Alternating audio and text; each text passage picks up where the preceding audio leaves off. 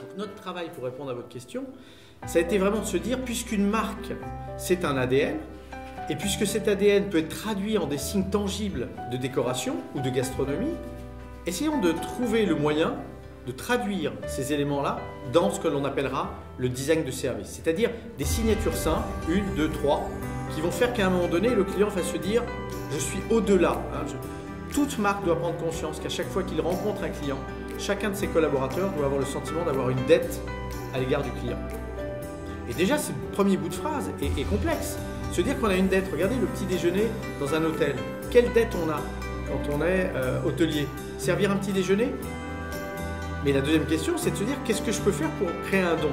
Puisque si à chaque fois qu'un collaborateur qui rencontre un client, il doit avoir le sentiment profond d'avoir une dette à son égard, à l'issue de l'expérience, même pour un petit déjeuner, il faut que le client ait le sentiment de recevoir un don.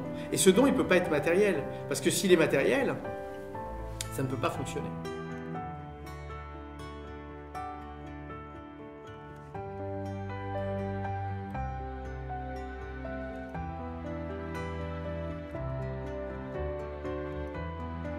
Moi, je crois vraiment qu'aujourd'hui, une marque de luxe, c'est deux choses, et c'est vrai dans l'hôtellerie, des racines et des ailes.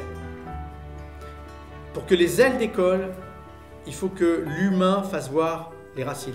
Alors les mots, peu importe, mais pour nous, il y a les mots pour le dire, les gestes pour le faire et les attentions particulières. Le geste pour le faire, c'était celui de mettre le sac dans sa housse et d'en parler à la cliente. J'étais là en coaching quand on a fait ça pour les premières fois, c'est incroyable. C'est-à-dire que si le besoin existait, pour reprendre le terme de besoin, le besoin explose.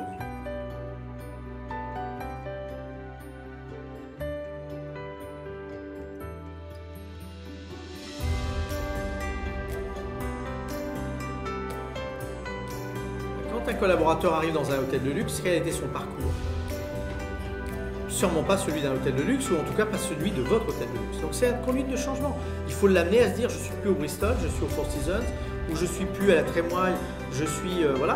Donc c'est un vrai changement. Et pour cela, je pense deux choses. D'abord, il faut un travail collaboratif. C'est-à-dire que nous, si je suis pas né dans l'hôtellerie, et si sur les 23 personnes de l'équipe parisienne, la moitié ne sont pas de l'hôtellerie, c'est avant tout parce que je pense qu'il ne faut pas de mauvaises habitudes.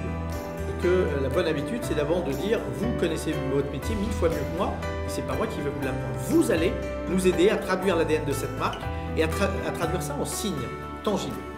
Donc un travail collectif. 2, donner du sens, c'est-à-dire expliquer pourquoi on fait